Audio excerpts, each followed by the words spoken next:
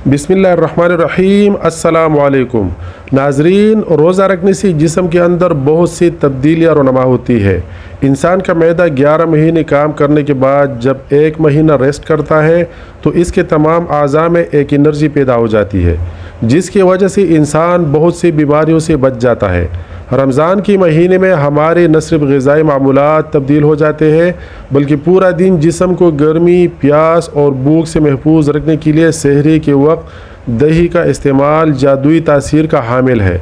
सहरी के वक्त दही का इस्तेमाल हर घर में किया जाता है, मगर आज की इस वीडियो में दही से होने वाली हज़ारों के तादाद में अमवात के बारे में बताएंगे।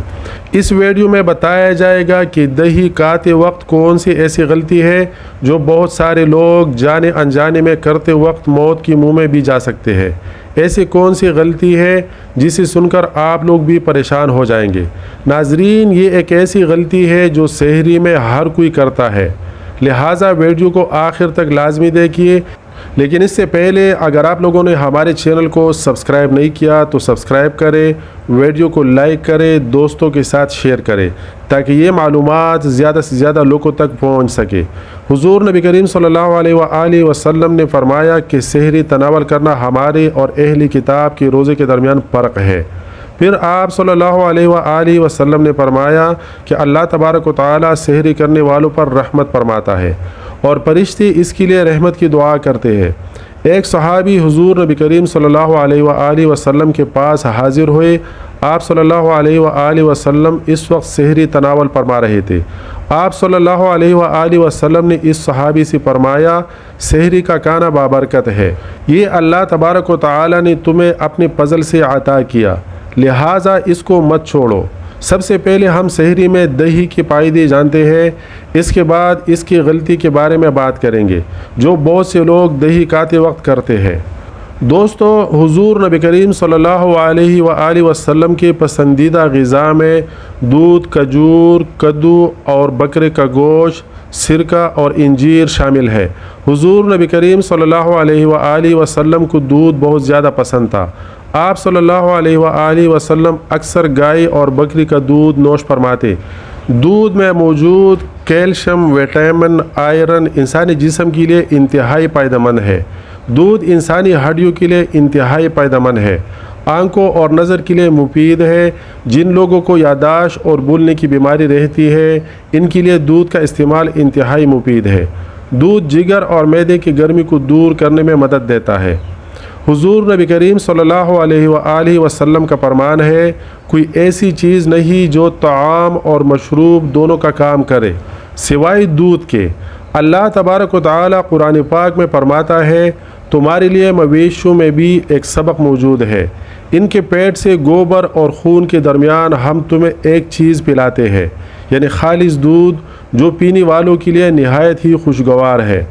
हुज़ूर नबी करीम सल्लल्लाहु अलैहि वसल्लम दूध को इसलिए बहुत ज़्यादा पसंद करते थे क्योंकि ये क़ुव्वत बाह पैदा करता है, मैदे में जल्द हज़म हो जाता है, बदन की खुश्की को दूर करता है, मनी पैदा करता है, चेहरे का रंग सुर्ख करता है, दिमाग को कवी करता है। हुज़ूर नबी करीम सल्लल्लाहु अलैहि वसल्लम कभी कभी दूध में ठंडा पानी मिलाकर भी नोश फरमाते थे। एक और जगह हुज़ूर नबी करीम सल्लल्लाहु अलैहि वसल्लम ने फरमाया, गाय का दूध पिया करो, ये हर दरख्त से ग़िज़ा हासिल करती है, इसमें हर बीमारी से शिफा है, जबकि इसका भी दवा है। दूध से बनने वाले तमाम चीज़ें इंसानी सेहत के लिए इंतहाई फ़ायदेमंद है। लिहाजा अब हम दूध से बनने वाली दही का ज़िक्र करेंगे। गर्मी के मौसम में पूरा दिन बग़ैर पानी के गुजारना और रोज़ा मुकम्मल करना, ये अल्लाह तबारक व तआला की दी हुई हिम्मत से मुमकिन होता है। अल्लाह तबारक व तआला ने इंसान को ये इख्तियार दिया है कि वह ऐसी तदाबीर इख्तियार करे जिसकी वजह से इंसान के जिस्म में पानी की कमी ना हो। जो लोग सहरी के वक्त दही को इस्तेमाल करते हैं, इनको कौन से फ़ायदे हासिल होते हैं, इसके बारे में बात करते हैं। दही मैदे के लिए निज़ाम को दुरुस्त करता है। दही में मौजूद प्रोबायोटिक्स एक ऐसा जुज़ है जो इंसानी आंतों को मजबूत रखने में अहम किरदार अदा करता है।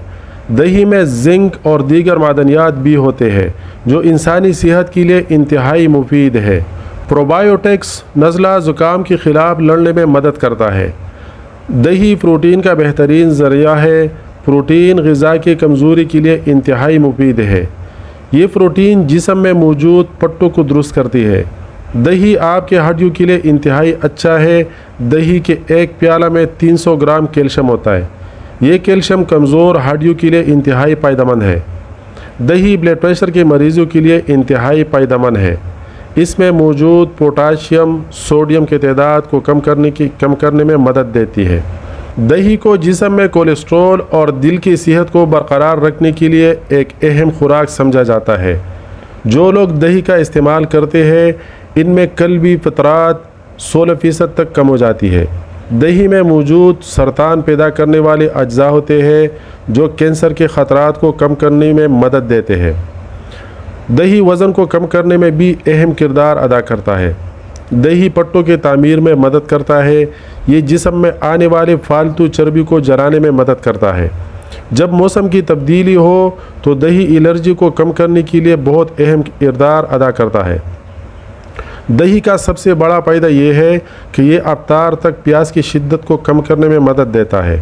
جو لوگ دہی کا استعمال کرتے ہیں انہیں افطار تک کسی بھی پریشانی کا سامنا نہیں کرنا پڑتا۔